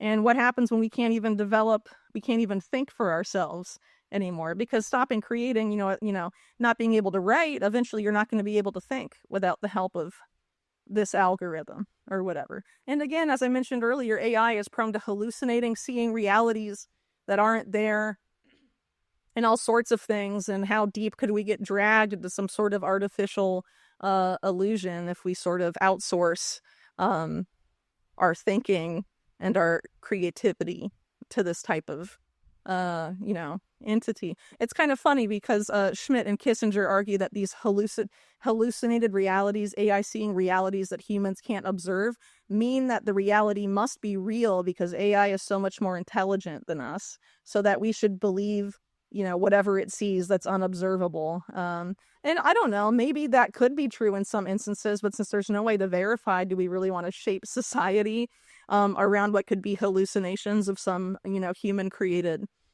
machine just because, certain people that are powerful in society have an almost religious-like devotion to artificial intelligence. I don't think that makes any sense, personally. It's funny. A lot of these people are like staunch atheists, but they're saying that they're creating a god here. But one thing it's like a muscle. What you're saying is like, if you don't use your muscle, if AI is doing all the lifting for you, you're going to atrophy. And Yeah. I think it's twisted because AI is doing all this creative stuff. It's making the paintings, the music, the art. Uh-huh. And here I am doing dishes. And I'm like, why isn't the AI doing the dishes? Why is it doing all the stuff I want Yep. to do? I'm an artist and a video creator. And one of the most common questions people ask me is, aren't you worried that AI is going to be able to do what you do really soon? And I am a little concerned. And for me, the work behind the art adds a lot of value to it. So like when I see a movie Absolutely. that took years to make, and like Lord of the Rings, where they went to such great effort to make that movie, and Mm-hmm. it took Tolkien 10 years to write the book. There's tremendous meaning there for me. And I asked somebody, I was like, if Lord of the Rings was made in 2 seconds with AI, would that change the meaning for you? And some people, I'm surprised, some people are like, no, I just want the product. I just want the final product. I don't care about the Yeah, a backstory. lot of people are like that, but I think those people may just already not really already have the atrophy of creativity that I just sort of mentioned. But ultimately, when you engage in a creative act, what are you filling up or fulfilling, or what muscle, as you put it, are you using? I would argue it's your soul, right? If you just have AI make it, the person that's making it doesn't get the same type of feeling they get if they actually like engaged in the act of making art themselves or with another human, So if we let our souls atrophy because we're not doing anything that have been fulfilling to human souls for thousands of years, what does that ultimately mean? It's interesting in that same Schmidt-Kissinger book, they basically say that AI taking over will lead to one of two consequences. One of them is that the peasants rise up and overthrow the elite. That's one scenario, and probably not the scenario that Schmidt and Kissinger want. And then the second scenario is that AI spawns the creation of a new religion. So out of those two allegedly inevitable scenarios per those people, obviously I think it's quite clear, if you're familiar with the backgrounds of Schmidt and Kissinger, the outcome they want is that it creates a new religion. So we atrophy our souls and creativity in that spark that makes us human and outsource it to AI, and then it becomes a new religion. I mean, it's pretty crazy. It makes me think of the Greek myth of Narcissus, where he falls in love with his falls in love with his reflection, you know. And I think it's that would definitely be a way that gets us to that post-human future, and it's something I think people should resist, because there's something important about humanity. There's obviously a reason that there's sort of this push to sort of snuff that out, and I think ultimately it leads to a world where humans are just easily controlled and essentially either harvested for data, harvested for energy, harvested for something, and not creators anymore. And it's up to anybody if they choose what path they choose to go down, whether they're going to go down the path of someone who creates and can manifest, and who can actively do things and actively make decisions and have preferences and do these things that ultimately are part of what defines humans, right? Or if they're going to go down the path of I'm going to be lazy essentially and let these machines do everything for me, but then you become either not necessarily even part of the machine. You end up, instead of the machine serving you, you end up serving the machine. And I think that's how we get to digital slavery quite fast if too many people take that path. So I think there's a lot of things people can do to resist these agendas, but I think that is a very easy and very important thing for people to do and consider. Yeah, I like the dichotomy of what you said, where there's going to be the people that control AI, and then there's the people that are controlled by AI. And Mm-hmm. like, what is your approach to AI? Are you like, let's reject it all and live in a cabin in the woods, or are you like, we need to get ahead of this thing? Like, what's your philosophy? Well, I have how I live personally. I personally don't use it at all, but I have a great assistant that helps run my website, and a huge part of my business, who's an amazing person, and she finds it very useful for certain tasks. And I'm certainly not going to judge someone for using artificial intelligence, but I think again it's that slippery slope thing. How far down the if you don't use it, you lose it thing do you want to go? And obviously, I think there's ways to interact with AI where you're not really at risk of necessarily succumbing to that, but I think there are use cases where people may be. And it really ultimately depends into how connected you are, into how suggestible you are as it relates to your, your devices and your apps and things like that. So, I'm not really in the business of judging people or telling them how to live their lives. But, me personally, I just don't really have a place for it. I never plan to use it in my writing or for my research. As I mentioned much earlier in this podcast, I sort of started off doing, like farm stuff. I like being outside and like not necessarily always in front of a screen. Obviously, like doing a lot of writing and work over the past few years, I've been like on screens a lot more than I definitely was in prior phases of my life. And I think at some point I'd, like to get back to that. And I can't really think of anything personally in my life where I find AI very useful, but I know that's not the case for everyone, because not everyone has the lifestyle or career or preferences that I do, but I think again, it's people need to have red lines about this type of stuff, and just be aware of the risks, and if there's skills you have that are important to you, do your best to maintain them. If you want to use AI occasionally because you're in a pinch to generate something, that's not going to screw you over long term necessarily. But if you become reliant on it and that's all you use, and then after a year or something, yeah, you probably will see a difference. And, their vision, the Kissinger-Smith vision, is that this will happen on a society level, and that people will become, as they say, cognitively diminished. That does not sound positive. That does not sound good. So if you choose to use AI, I would urge you to make sure that you're not cognitively diminishing yourself, whatever that means for you. Yeah, I've noticed a lot of bot-like behavior from people, which makes me concerned that, like Sports Illustrated, for instance, got caught writing a lot of their articles with AI. Mm-hmm. And I saw some examples of the articles, and they were like comical. It was like, volleyball is a sport that should be played with the ball that is best inflated. Here's how you inflate the ball. I'm like, who is this written for? But if you are atrophying your brain so much by using AI, then an article written by AI is perfectly acceptable to you, perhaps. But we did go down this nice rabbit hole, and I love learning your philosophy. But there's something that I wanted to ask you about, like the culture shift that we've seen in the last few Sure. months. And it seems like, with the last election, there was a big culture shift. And in Silicon Valley, we're seeing a lot of that as well. Like these people who are firmly in the Democratic side of things are now very like Mark Zuckerberg and Elon Musk. Is this I'm curious, do you think this was a genuine shift in their mind and their thinking, or are they like just parasites that leech onto power? Yeah, I don't think it's a genuine shift at all. And I think a lot of these people, particularly the Silicon Valley billionaires, they are there because, the establishment wants them to be there. And so I don't really accept that, someone like Elon Musk is really anti-establishment when he's building the surveillance satellites for the CIA, and building brain chips to be commercialized. And it will soon be normal for everyone to have Neuralink and all of this stuff. He's also the biggest, one of the biggest contractors to the Pentagon, which has an extensive bot operation on Twitter to manipulate people. And now that a Pentagon contractor owns Twitter, I don't think that those operations have been negatively impacted. Actually, the U.S. Air Force had a contract in 2014, more than 10 years ago, to study how to use social media to control people like drones. So I don't think him acquiring Twitter, for example, was really about free speech.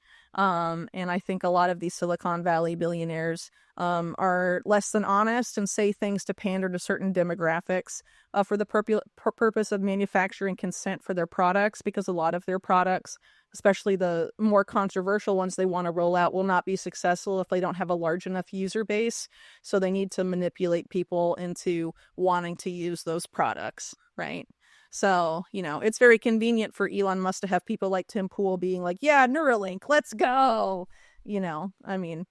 That helps sell a product that I think people otherwise, may not want. So for example, some of these Silicon Valley billionaires for a long time have framed themselves as libertarian, for example. The best example of this is Peter Thiel. But Peter Thiel, in my opinion, is not a libertarian. He openly says that free market competition is for losers, which seems very not libertarian to me. But, obviously there's people that hate libertarianism and say it is. I don't know. But it's not what, I always thought libertarians were people that wanted maximum freedom, maximum civil liberties, and maximum free market. And the United States today is not a free market. It's a rigged market. And really, I think that's true for most of the markets in the world. So we have crony capitalism in the U.S. We don't have free market capitalism, at least at the big boy leagues, and I think that's pretty clear if you actually look into it. And, as someone that supposedly hates the nation state, as Peter Thiel does, he created Palantir, which gives the nation state more control and insight into invasive ability into people's lives than anything else in the CIA's toolbox. That's astounding and seems very not libertarian to me. But I think it helps sort of define him as being something other than the other wing of elites in Silicon Valley that tend to fund the Democrats, right? Like Eric Schmidt is a big Democrat donor, and Peter Thiel was a big donor to Trump in his first election, and then J.D. Vance is sort of a proxy for Thiel, but Palantir gave a lot of money to Trump. Other Palantir co-founders like Joe Lonsdale did. So there's definitely been a decent amount of overlap there, and I just don't really see these people as looking to maximize civil liberties for the public.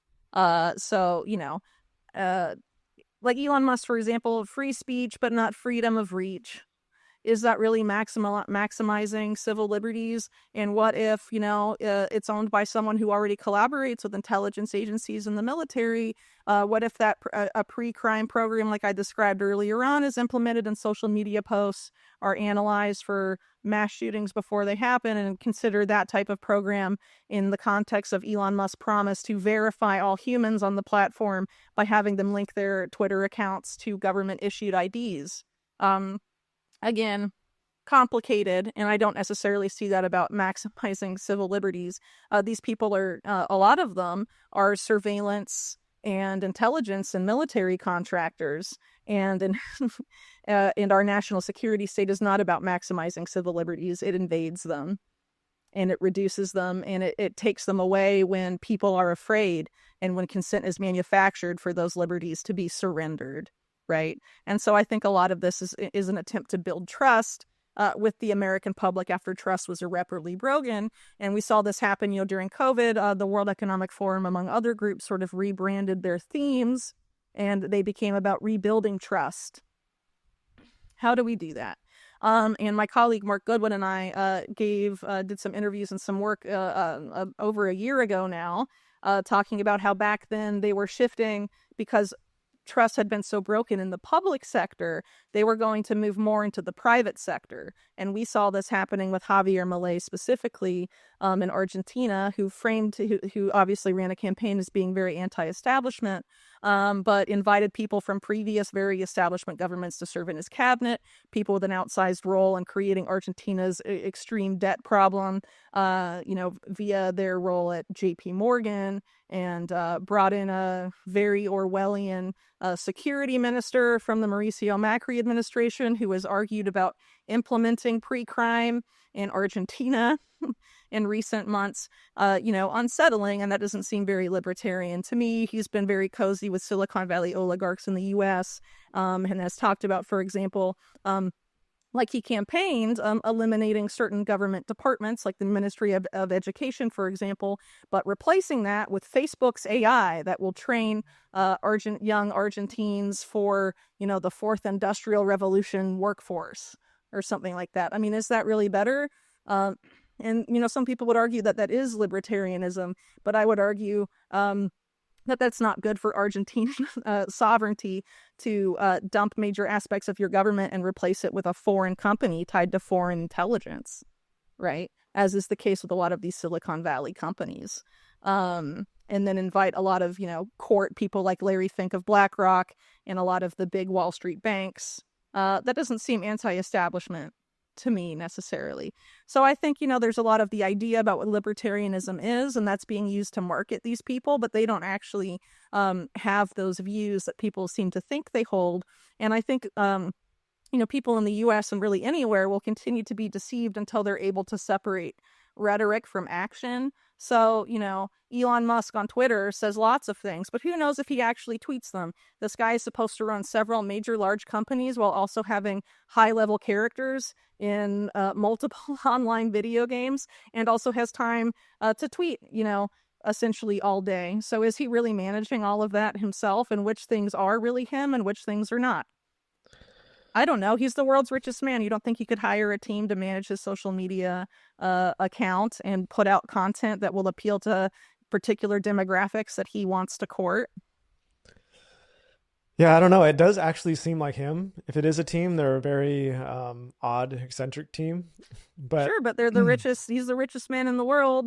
I mean, if he's trying to cultivate a particular persona with people, which is this eccentric Tony Stark character, and the Iron Man movies deliberately modeled Tony Stark after someone like Elon Musk, who was a military contractor at the time, and the Iron Man movies also had significant military contracts, interestingly enough, with that overlap there. But I think there's sort of an effort to sort of frame some of these people as superheroes and have us outsource our responsibility to these superheroes, these political saviors, and inherently we're outsourcing our power, which is not what I think we should be doing if we want to restore sanity to the world. Specifically outsourcing it to people that have been in power before and showed you what they were then, or to people that contract for the surveillance and national security state. Yeah, it seems like the elites at the top are always fighting, and I always wonder, is this an illusion? Like, are they actually all on the same team? Behind closed doors, is Bill Gates shaking hands with Elon Musk, and they're saying, okay, let's just pretend to have this feud. So, you have people in the streets that are shouting, I'm on team Elon Musk, and somebody else is like, no, I'm pro Bill Gates. And I'm wondering, I don't know if either of these guys are for both of you, but you're arguing for them. The ordinary people are on these teams. And I'm wondering, is this division an illusion? Yeah, I think ultimately a lot of times it is, because again, I don't think these Silicon Valley oligarchs really have as much power as people, give them credit for. As I mentioned, why would someone like Jeffrey Epstein be so influential in the lives of so many of them? I mean, I would argue a lot of them are pretty effectively controlled by higher powers, and that, I think once you get that level of money and influence, it becomes dependent on a lot of things, considering that essentially the power structure in the world, as I laid out earlier, is sort of, organized crime and intelligence sort of coming together. You have to play ball with those people if you want to become the richest billionaire in the world, But that's just my opinion. And I think, maybe there are squabbles. I think there absolutely are some squabbles that are genuine. But I think ultimately it comes to squabbles over the spoils and not over the agenda. Who gets what, who gets power over this versus that, but not really about the broader agenda. So as an example, Eric Schmidt, I mentioned earlier, a big Democrat donor, Peter Thiel, a big sort of Republican, libertarian figure. They're both on the steering committee of Bilderberg together, the closed door sort of globalist conference where, top political leaders meet top corporate leaders and decide things in secret. AI has consistently been a big focus of that. Alex Karp of Palantir goes to pretty much every meeting. And it's essentially been divided. I think Newsweek said that it was essentially, Bilderberg was essentially divided between factions of Schmidt and Thiel. But they come together and network and make decisions at those closed-door meetings.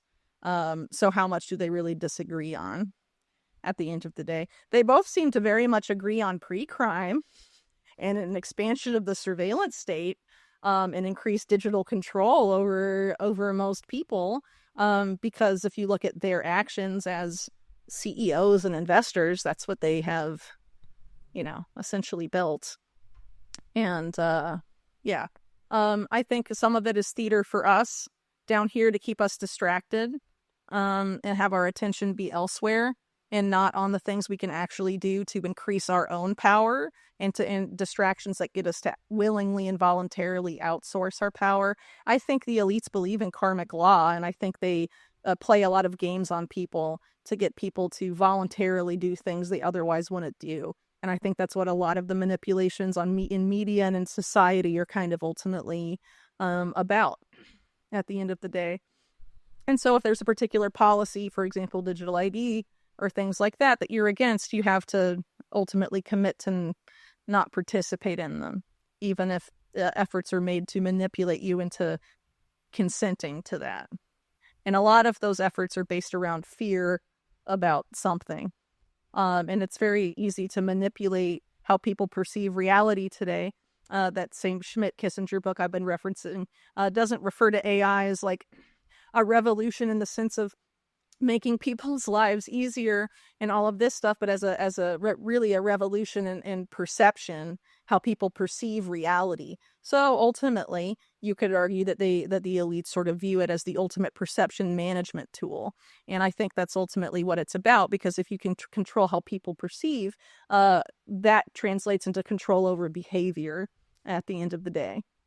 So if you can get people to alter their perception of a particular policy, like digital ID or programmable surveillable money, and you can manipulate their perception into going from thinking it's a bad thing to a necessary thing to fight, some yet unforeseen evil or something, then you can get people to acquiesce and onboard themselves to it. Have you heard the term ideological subversion? Not from anyone in particular, but I think it, can kind of assume what it means. Yeah, there was a video I saw many years ago by a guy named Yuri Bezmenov. I think he was a Russian spy. The Operation Trust guy. Also, yeah, I think that idea blew me away. That they spend all their spy and espionage resources not towards like things that we'd see in James Bond, like dramatic spy games, but it's all towards investing towards changing our education system in America so that we'd be more pro-communist, or we'd be more anti-American. And if it was like a 20 or 30-year plan, and if you can get an entire generation to basically hate their country and align with the ideology of their enemies, then you technically don't have to take them over at all. You don't need a single bullet. You've taken over their minds. So you just kind of remind me of that idea. It's a very powerful one. Love to get your thoughts on that.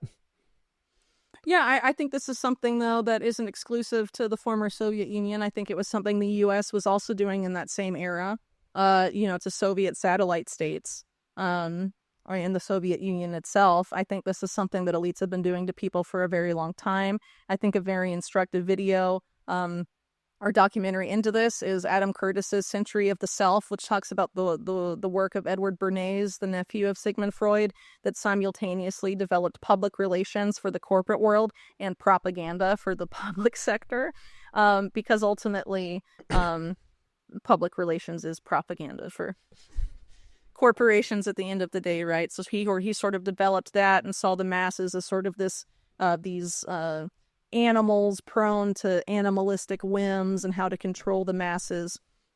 and all of that, and how to manipulate them. And then you consider that you have families like the Rockefellers in the U.S. manipulating the education system.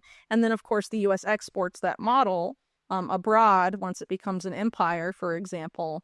And a lot of these things, in the same with however the Soviet Union was doing it. I mean, obviously that would get replicated in areas that come under Soviet influence. And so, it kind of is, I think, kind of inherent to the imperial context. And when you have competing power blocks, they're trying to expand their influence in that way by sort of doing that ideological subversion play. And I think people are not really necessarily aware of the degree to which there are efforts to manipulate them today, particularly as it relates to online discourse. It's very hard to know if the person you're talking to is even a real person anymore. And what if a major influencer you follow isn't even a real person anymore? It's an AI and things like that. And I think the ultimate goal is to have us not be able to know what's real and what's not, and then be marketed an AI that can help us determine what's real and what's not online, which again feeds into what I mentioned earlier as sort of outsourcing our decision making. But I think ultimately we're being led on this sort of march to global government that is technocratic in nature, and then will be inherently at some point authoritarian, but is going to be marketed as sort of everyone will have a more equal seat at the table type of thing. But I don't think necessarily that means U.S. power is going to wane. I think U.S. empire may actually be the vehicle to instigate some of that, even though people think that, it's against the unipolar world is inherently against that. I think it could come from U.S. empire quite easily. Not, we'll see. But I think ultimately, in order to engineer that type of change and have people be acclimated enough to it, particularly younger generations, you sort of have to erode the concept of national identity and really identity in general, and have any things that normally were hard, rigid definitions of one's identity become fluid and easily changeable and manipulatable based on the desires of the social engineers or the cultural engineers. But ultimately, I think they want to erode any interest in national sovereignty or nationalism, or of people being of a particular group, and sort of because that ultimately facilitates this idea of being a global citizen and all of that. And I think there's efforts to manipulate both left and right in that context. And I think we're seeing some of that now with sort of these efforts to shop around a quote unquote North American Union, which is originally a Club of Rome and Technocracy Inc. idea, as sort of this Make America Great Again thing. And this is something I argued again last year when my friend Mark and I were talking about this shift from public to private, and how the dialectics were going to be shifting to sell people the policies they rejected under COVID under different sales pitches, essentially, and have the sale pitches be sort of framed towards right-leaning people. I think we're absolutely seeing that right now. And I think, again, that's why it's important to focus on policies, which things are your red line, and focus less on the rhetoric. Because, they're going to do their best to sell you all sorts of stuff. But if you knew 2 years ago that digital ID and surveillable programmable money were going to be very harmful to society and freedom, you should know that will not change, even if the sales pitch changes, and even if it's shopped around now as a cure to illegal immigration or terror attacks or crime. It doesn't actually solve those problems. You can see where digital ID has been implemented in places like India very extensively. It has not done any of those things, and is unlikely to do those things at the end of the day. And there's a famous Benjamin Franklin quote, I'll paraphrase, where, if you trade your liberty for security, you end up with neither. And that's ultimately what happens here. And when people surrender their freedoms to the government, they rarely get them back. And I think people would be very wise, even if it's presumably the solutions are coming from the private sector and it's described as more innovative and more efficient in all of this stuff. Again, we're governed by a public-private partnership. The public sector is the enabling environment. It's not really running the show anymore. And so you should be wary of digital ID from the public sector.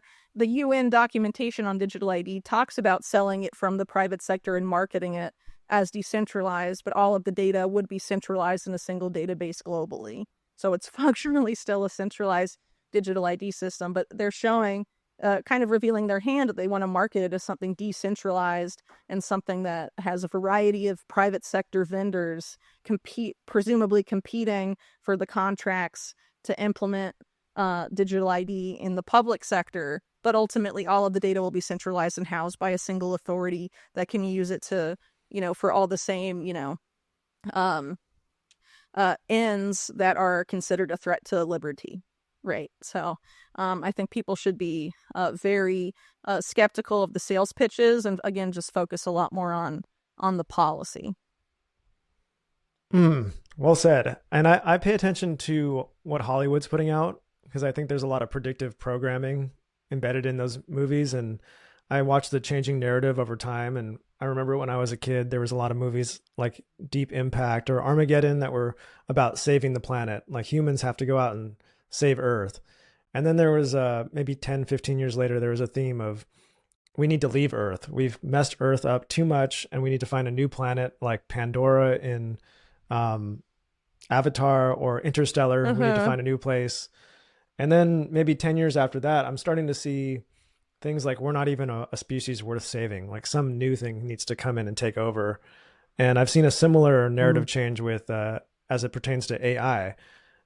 So many movies a long time ago, like Terminator, showed us going to war with AI. And then it was, we were always in opposition with AI and it got dystopian and out of hand. And I recently watched a movie, I can't remember, I think it was a Marvel movie, where AI was like this benevolent, good, godlike thing that took care of society. And then the bad guy was somebody that came in and destroyed it.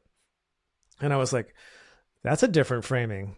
That's a very different way of framing the thing. So, sure. One of my final questions to you is, I don't have the ability to go into these things like you do because I lose my mind. It's a little too dark for me.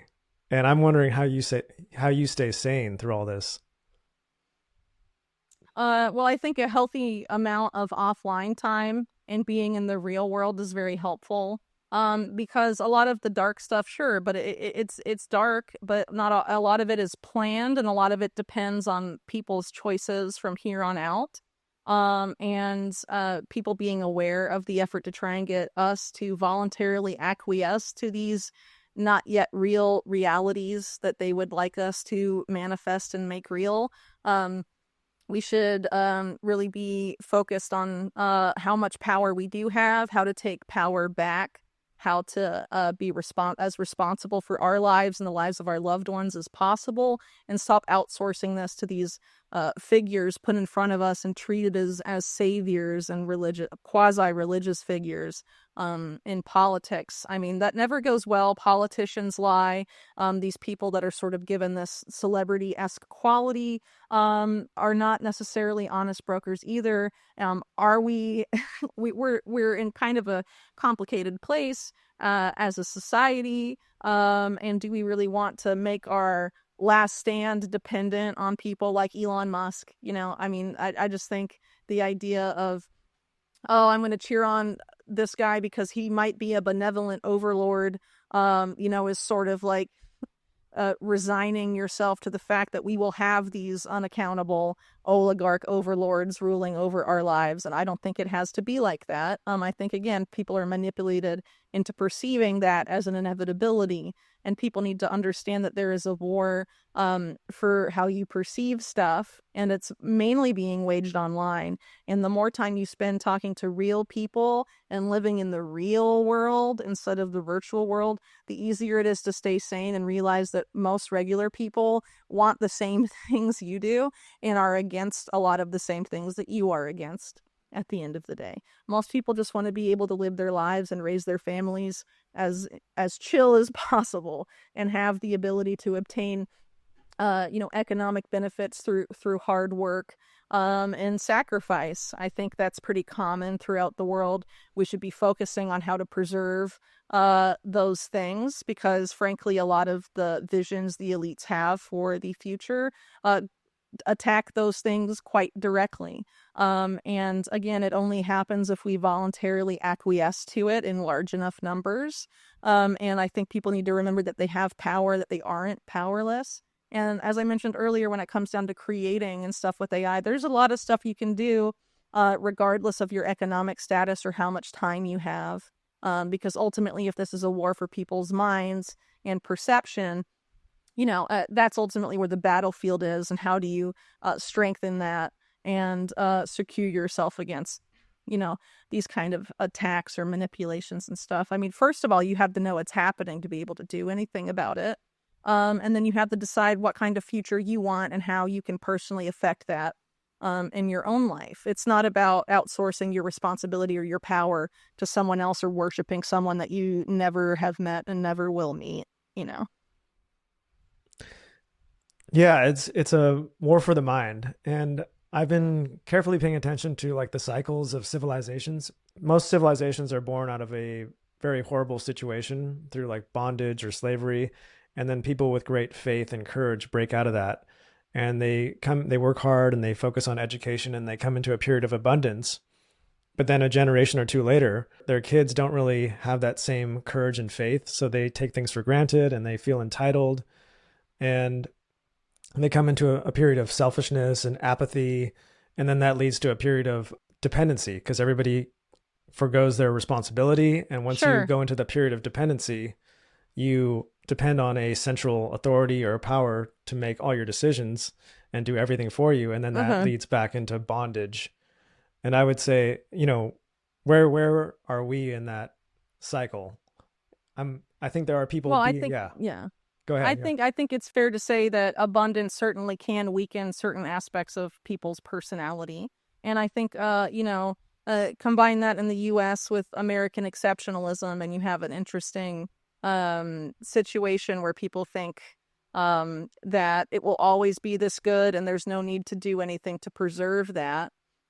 And I think it's quite clear there's going to be some rude awakenings with that, and that Americans need to get back to their roots of individual responsibility and promoting individual sovereignty as much as possible.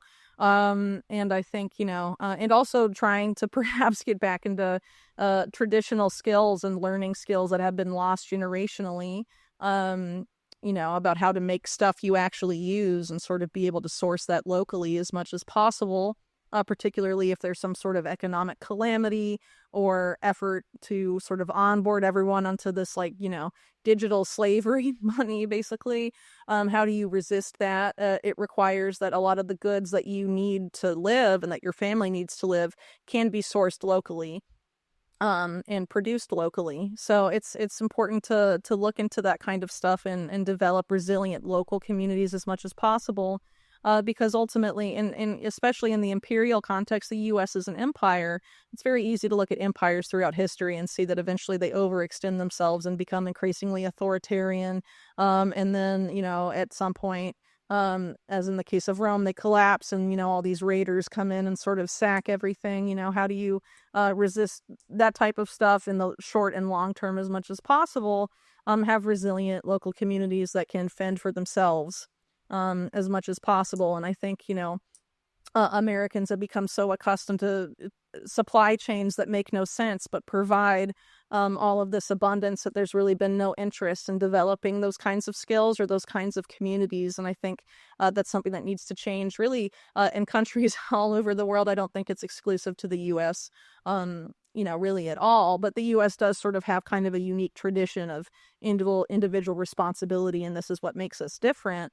But I think, a lot of people think that, but don't necessarily enact that in their own lives. And I think it would be a positive change for people to do that as much as possible. And it's not something that can happen overnight, but it's something that could be developed. And there are aspects of that in most local communities that can be supported financially. I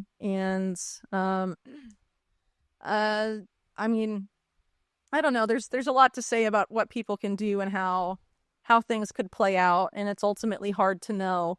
But I guess it would be important maybe for some of us little people to think like Larry Fink a little bit in the sense of managing risk, but not in the way he does, but in the way of, how do we're living in an uncertain, unstable world, and how can, I ensure that my family is okay if there's some crisis for X amount of months or something. It's never a bad idea to have a little extra food on hand in your house if there's a big storm or a natural disaster. I mean, people that live in hurricane prone areas, I grew up in Florida, are kind of aware of the utility of that. And I would consider that, recommended. The more uncertain and unstable the world becomes, it's nice to have some sort of cushion in a sense. But I'm not trying to fearmonger or anything. I think ultimately the power lies with us, and people have to take their power back, as I've been saying. And the more ways you can do that in your individual life, I think the better off you will be. Well said. And you left America for Chile. What compelled that move? Well, I originally moved to Peru. I left in like 2012, but it was because, I had 2 degrees and couldn't really find any work except for food service. I was really disillusioned with the people I knew in my life then, like the college social environment I went to. I was like a kind of a social outcast there. I went to Davidson, which is a very I guess kind of preppy, yuppie school, and I was not really that. Tried to fit in the first couple years, but I gave up and just got kind of disillusioned with life in the U.S. And I was kind of had the same political views I have now and back in 2012. I mean, a lot of people just thought I was like bonkers, and I just kind of I also knew then that sort of like the U.S. economy in the post 08, the problems of 08 were never structurally fixed. It was kicking can down the road season.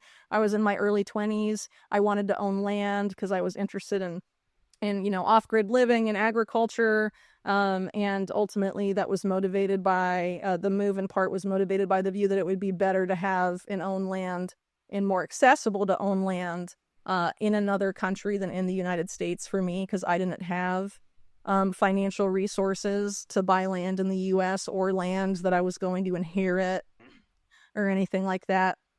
So it just kind of seemed like I'd stake out my interests elsewhere. And my view at the time was that, most of the people I knew had no interest in fixing anything, even if they knew about the problems. They're like, I have Netflix and beer, so who cares, It was kind of the view of people my age. And I just, I didn't really feel that way. And, I didn't really have close ties to my family anymore at that point, and just kind of was like, I'll stake it out elsewhere. And it was a difficult, interesting journey, but, I'm glad I did it, and I'm very happy with what I have and where I am right now. I think Chile, I live in the south of Chile. Obviously, Chile is different, north, central, and south. I think south is the nicest. Obviously, it's a great place to raise a family and have a small farm. And, no country's perfect. You're not going to escape this kind of stuff in a particular place, but, there are some places that might be more accessible or easier for what you want than the U.S., or maybe the U.S. is easier depending on your resources and what you want to do. I don't know. But just because I left the U.S. doesn't mean I think, I don't like America or anything like that. I do like it. It bothered me when I, was choosing to leave in my early 20s that I felt like no one felt like it was worth saving, and so I thought, well, maybe my resources and could be better used somewhere else, and I'll just, carve out my own little area somewhere where I can, obtain it, because I didn't feel like I could obtain it there. And, I'm from the Southeast. A lot of that area has a major environmental issues and fracking problems and all sorts of issues that sort of complicate agriculture. And so I just, figured I'd do something else. But it's obviously not for everybody. And obviously not everybody that wants to leave the U.S. can leave. And, one of the reasons I didn't come back after I left is because I didn't have the economic resources to come back and reinstall myself in the U.S. I've had time since I've been in South America where I've sort of waffled with the idea. But since I had kids here, obviously once you have kids, it makes big international moves a lot trickier. And, we found Chile to be just fine for us.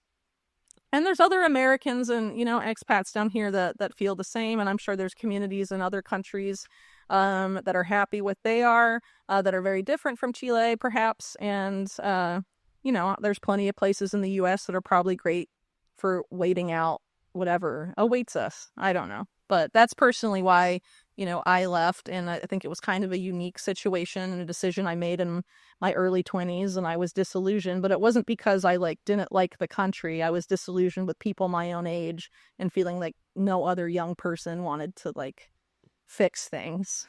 And maybe it was an issue of just being a little too early to the problems and a little too aware before other people my age caught on. But again, I don't really know, and my life led me down here, and I'm content to stay for now. Yeah, I think this is so cool that you are living on this farm out across the world, but then you are diving into these very deep issues that are extremely important and have a global impact, and then you just post your article, you sign off, and then you're out in nature living offline, and it's nice to have that balance there. It's important. Mm-hmm. Yeah. And I'm curious, are you concerned for your own safety at all, tackling these issues that are, these people are very powerful and have a lot of resources. Are you ever concerned about your own personal safety? So yeah, I get asked this question a lot, and I think, to paraphrase a line from the famous sci-fi book Dune, fear is the ultimate mind killer. I think if you're afraid of something happening to you all the time, you increase the likelihood of it a lot, because the human mind is very powerful. This is why we're in this war for perception, as we've been talking about. And if you give into these kind of perceptions of fear and mortal harm and all of this stuff, you're more likely, I think, to manifest it personally. And I think a lot of what we're fighting isn't just a war for perception. Ultimately, it's a war for our minds, but also our souls. And I think, in that sense, it's a spiritual war. And I don't really, I think fear is the ultimate tool that benefits them instead of us. And so I think the best way to really live is to do what you do and what fulfills you and what makes you happy, and not really worry about elite retribution, because then you just will be stopped from living your life and doing what you want to do and maybe what you're here to do, because you're so concerned about something that may happen that hasn't happened. And that's actually how the elite think. That's why they want pre-crime and all of this stuff. They're constantly concerned about risks that haven't manifested. And we don't need to think like that. We should not think like the elites think. And I think there is an effort sort of to make us think like them. I think that's why social media, for example, was created the way it was and has sort of incubated cultural narcissism and a lot of this stuff, because a lot of the elites are very narcissistic. And I think social media as a phenomena has made society a lot more like them than maybe it was before.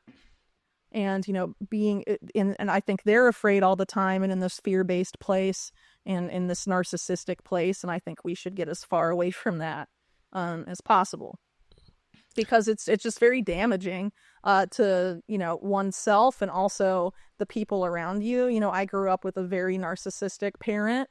It was very negatively impactful on my life and on my siblings' lives.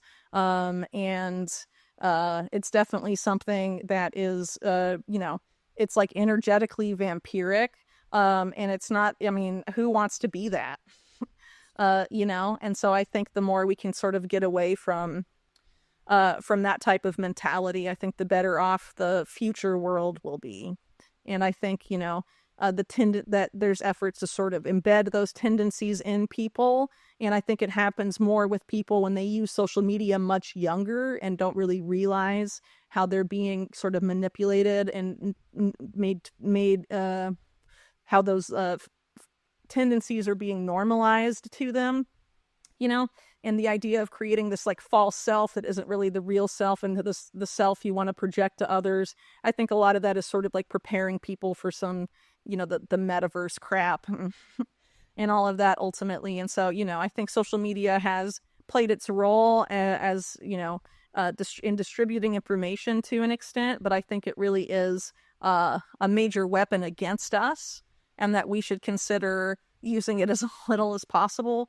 And so if you're interested in following either my work or, your work or, anyone's work online, try and go as much to the direct source as possible. Take out these social media middlemen. You can go to my website, Unlimited Hangout, and sign up for our newsletter. That way you can get all of our content without ever having to worry about social media manipulation or censorship. Again, you can set up RSS feeds where you put in, you plug in all the websites that you want to follow, and it generates a news feed that isn't manipulated by anyone but you.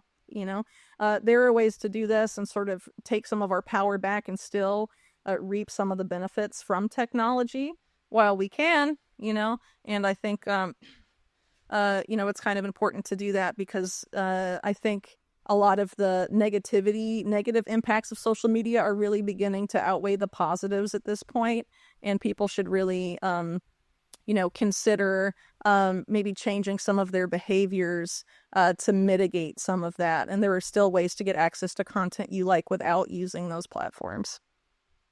That's brilliantly said. And I think you've done a fantastic job of separating yourself from being dependent on these huge companies. Like you've created a very independent life for yourself. And I admire that because I myself have a big contradiction where a lot of the things I espouse online are very like, get offline, stop using social media, yet here I am doing it on social media. So it's an insecurity of mine. I'm like, I'm kind of telling my own audience to leave. Yeah, but I think that's what anyone that really wants to change things for the benefit really should be telling their audience at this point. But, maybe it is contradictory. I mean, presumably we have the monetary incentive to want our audiences to grow, but perhaps we're more concerned about the state of the world and where things are going, and how important mitigating your exposure to this stuff is, for affecting a better future. And, I mean, I'm on social media too, but I don't plan to be there forever, especially when there's, you have to link it to a government issued ID and all that stuff. I won't be participating. But for now, I do think it is important still as an information distribution mechanism, but I really want people to be very aware of the risks with engaging with it. It's not a risk-free thing. It isn't really the public town square. It is a battlefield. And so people need to be aware of those risks going in. And I think, again, people are so accustomed to news feeds and scrolling. Make your own scroll thing with an RSS feed and take social media out entirely. Then we can still distribute content without having to deal with these weaponized platforms. And I think that's really important because information still does need to spread around. I think your content, it can be very inspiring. I think my content can be very informative. There's other people that I think have great content that is of benefit to be distributed. But at the same time, it's like, some people that consume our stuff will stay dependent on the platform to access our content, right? And people really need to be urged not to do that. So again, if you like the newsfeed thing, get an RSS feed, then you're alerted when people have new content. You don't need social media to do that, or newsletters. And for content creators, have a backup where people can access your content off of YouTube, like self-host videos or self-host articles or whatever type of content you produce, so that people don't necessarily have to go through, any of these big tech platforms if they don't want to, Yeah, I just had a daughter recently, and I've become very conscious of what she sees me doing online. And, if I'm on my phone and she's looking at me, I'm like, oh, this is going to give her some bad programs. And my mother-in-law is here right now helping us. And I said, oh, I'm about to do a podcast. And she's like, oh, with who? And I said, Whitney Webb. And her eyes got big and she says, oh my God, I love Whitney Webb. Oh, really? And she almost wanted to join this podcast. I'm like, because she could ask far better questions than I can. She goes deep on this stuff. And I'm like, yeah, maybe you should sit in and just ask the questions for me, because it'd probably be a lot more productive and deeper if she was here. But anyways, I know that you got to go, and I really appreciate your time and all your work is so important. So you're doing an incredibly valuable service to the world. Thank you. I think you are too, and I think you asked very insightful questions. So thank you. I think you did a great job. Thank you. All right. Well, I'm going to